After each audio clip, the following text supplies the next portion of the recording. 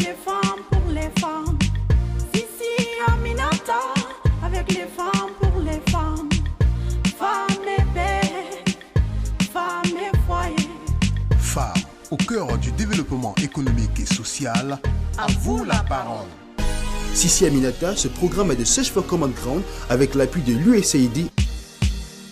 Aimables auditrices et auditeurs, bienvenue et merci de votre fidélité à notre magazine hebdomadaire Sissi Aminata. Aujourd'hui encore, nous nous intéressons à la participation des femmes dans le maintien et la consolidation de la paix en Guinée. Comme vous le savez tous, ces dernières années, notre pays a connu quelques conflits d'ordre politique, ethnique ou encore communautaire. Des conflits qui sont parfois de nature à fragiliser le tissu social et l'harmonie dans la cité. Quel est donc l'apport des femmes dans la gestion et la résolution de ces conflits? Restez avec nous pour des éléments de réponse dans le développement.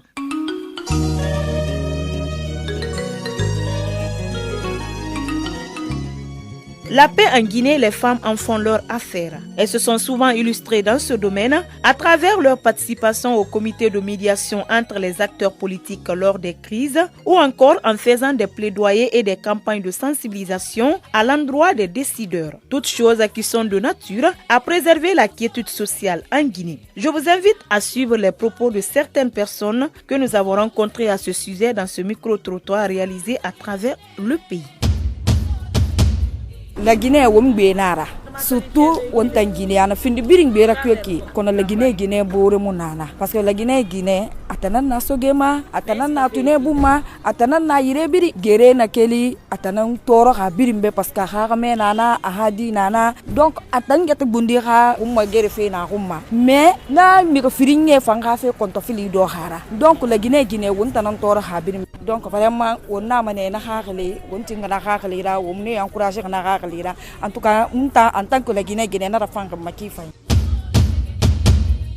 mbade musoman nadella nalma diala anna wuli kan lo sa andi se benna sabatila na gamana kono alkalo andelle dembatidi anni kada anna temasidi anna bulodi nyoma anna yira molla ko andi se benna sabatila na gamana kono bibiro ko be andelle bulu mbaral madia kabankal deli anna wuli anni barawke. La femme est une maman à tout le monde. Non seulement même pour nos maris, nous sommes les mamans. Donc, que ça soit dans les affaires politiques ou bien sociales, c'est nous les mamans qui pouvons gérer très bien les conflits parce que en parlant soit à nos enfants ou bien à nos maris, ils comprennent mieux que si c'est un autre qui parle. Vous écoutez votre émission Sissi Aminata. On ne peut pas parler de paix sans les femmes. Beaucoup de femmes semblent avoir compris qu'elles ont un rôle primordial à jouer dans ce sens. C'est pourquoi certaines se sont constituées en réseau et d'autres en association avec le même objectif, préserver et consolider la paix en Guinée. C'est le cas du réseau des femmes de l'espace CEDEAO pour la paix, dont Madame Dorcas Gioné est la présidente.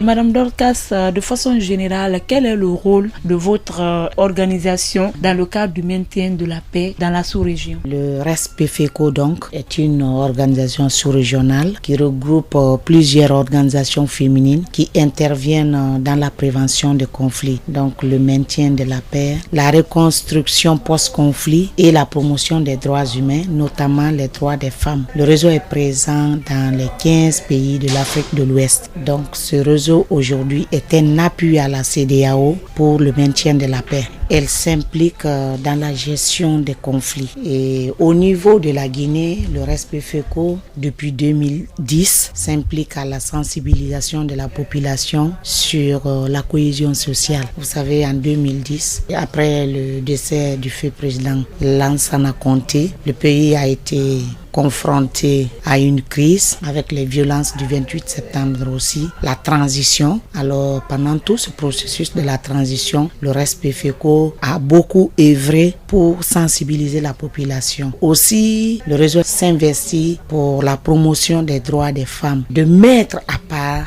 les femmes dans les moments de crise, dans les moments de conflit, de les impliquer à tous les niveaux des décisions pour qu'elles puissent contribuer à l'émergence d'une culture de paix en Guinée. En plus, ils travaillent pour optimiser, améliorer le rôle des femmes dans le maintien de la paix. Justement, par rapport à l'implication des femmes dans le cadre du maintien de la paix, comment vous faites pour amener les autres femmes à œuvrer dans ce sens? Au fait, nous aidons les femmes à venir ensemble. Nous avons contribué, participé à la mise en place de la COFIC. En plus, nous avons participé aux médiations en 2013 pour le dénouement de la crise qui était liée à la tenue des élections législatives. Et après, ce processus a abouti à la création du CECAF. Récemment, en 2015, la situation était très tendue. Des groupes de femmes se sont retrouvés pour pouvoir accompagner aussi, pour pouvoir aider à la négociation, à amener les parties en conflit sur la table de négociation. C'est ce qui a abouti à la signature des accords. Et après, la femme Jegip est née. Donc le RESPEFECO est là pour soutenir les initiatives féminines dans le domaine de la paix, dans le domaine des droits humains. Donc au fait, tout ce qui intéresse la paix, le RESPEFECO soutient, surtout pour les femmes. Madame, quel message vous avez aujourd'hui pour les femmes guinéennes afin qu'elles œuvrent toujours dans le sens du renforcement de la paix et la cohésion sociale en Guinée? La femme ne détruit pas, la femme construit, c'est ça. La femme ne dit pas tirer sur 100 personnes comme le cas du janvier et février, comme le cas du 28 septembre. Mais la femme dit arrêtez, laissez tomber vos fusils, laissez tomber vos couteaux, ne faites pas de violence, réclamez vos droits, mais sans violence. Donc, je pense que nos méthodes de gestion, de prévention de conflits sont pacifiques. Nous faisons la différence avec les hommes, ça il faut le dire. Et cet esprit-là de femmes que nous voulons que toute la population guinéenne puisse adopter pour ne pas que notre belle cité, la Guinée, soit détruite. Vous écoutez votre émission Sissi Aminata.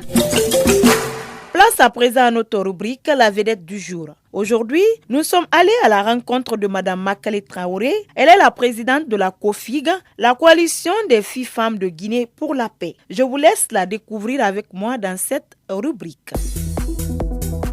En ce qui concerne la préservation de la paix, nous avons fait des plaidoyers dans le sens du rapprochement des hommes politiques, dans le sens du renforcement du dialogue politique. Nous avons participé à toutes les commissions en ce qui concerne le dialogue et la réconciliation nationale. Nous avons surtout aujourd'hui, en élargissant notre base et en mettant en place la coalition des femmes et filles de Guinée, qui réunit les femmes au-delà de l'appartenance politique, ethnique, confessionnelle et sociale. Nous avons voulu résoudre un grand problème dans notre pays. C'est de montrer qu'au-delà de l'ethnie, de la région, du hameau, du village, que l'on peut être différent mais travailler ensemble. Et c'est une mayonnaise qui a pris. Vous avez aujourd'hui 1079 organisations de femmes qui se sont donné la main au niveau de la coalition des femmes et filles de Guinée, qui travaillent ensemble, qui parlent d'une seule voix et qui ont compris que c'est ensemble qu'on peut être fort. Nous voulons que ce soit un modèle que les hommes regardent et qu'ils imitent et montrer que les femmes se sont engagées sur la voie de la vérité, sur la voie de l'avenir. Et je pense que là aussi, nous sommes respectés par rapport à ce choix que nous avons fait. Docteur, qu'est-ce qu'on peut retenir sur votre parcours? Je pense que ce qu'on peut retenir de mon parcours, c'est que je suis une femme qui a compris très jeune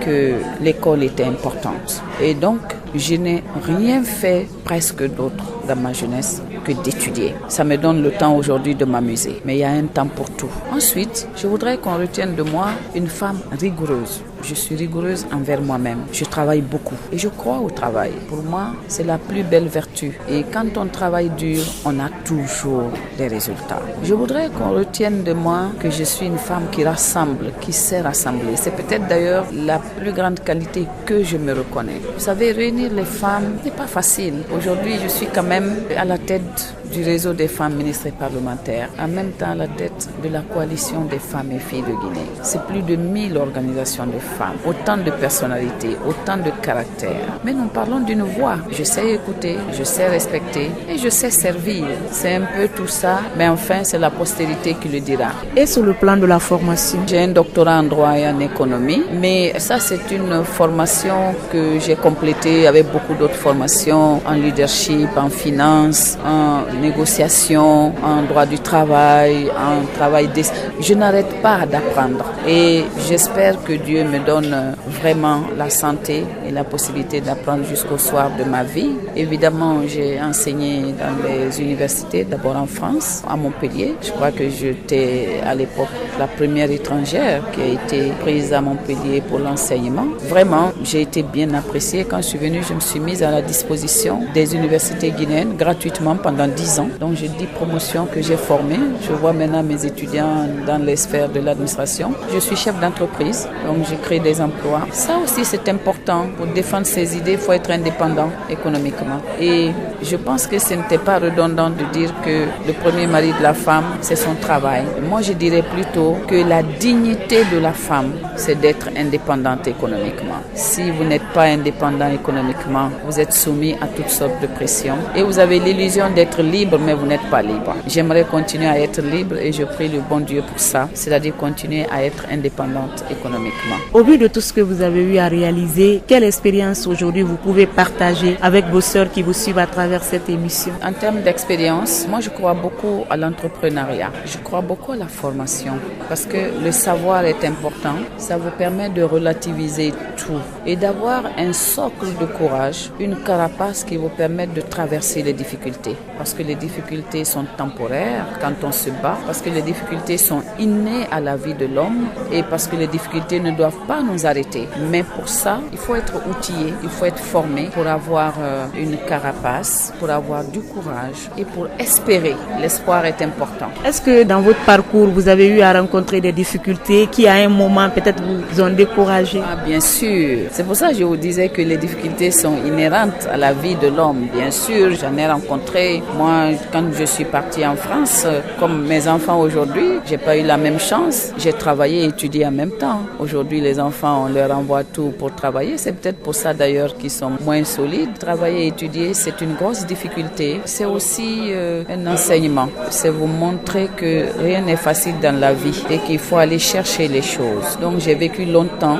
en dehors de ma famille. C'est une souffrance. Et puis, j'ai perdu mon premier époux qui m'adorait, qui a été malade. Et sa maladie nous a fait tout perdre. Donc, après sa mort, j'ai tout repris à zéro. Et aujourd'hui, ça va. Je suis contente de m'en être sortie et d'avoir élevé nos enfants dignement. Des difficultés aussi relationnelles. Vous savez, je vous l'avoue, l'actuel président, j'ai dirigé sa campagne et j'avais voulu, à l'issue de cette campagne, jouer un certain rôle pour l'aider, l'accompagner, pour qu'il réussisse son mandat. Mais malheureusement, dès après les élections, il m'a tourné le dos sans raison.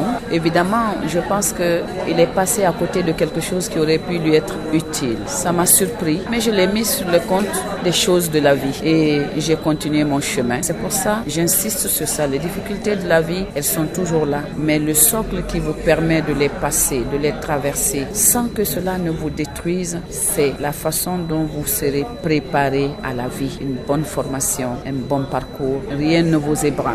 Quelle est aujourd'hui votre plus grande réussite dans la vie? Je pense que ma plus grande réussite, c'est ce que j'ai pu apporter aux femmes de Guinée, aux milliers de femmes de Guinée. Pas les femmes qui sont des cadres, qui sont des ministres parlementaires, c'est vrai que je suis avec elles, mais les petites dames à la base, pour qui, avec mes collègues, nous avons pu mettre en place un fonds d'appui à la valorisation du travail des femmes, garanti par mes propres moyens, et où les femmes démontrent tout leur sérieux, parce que les remboursements sont faits à 100%.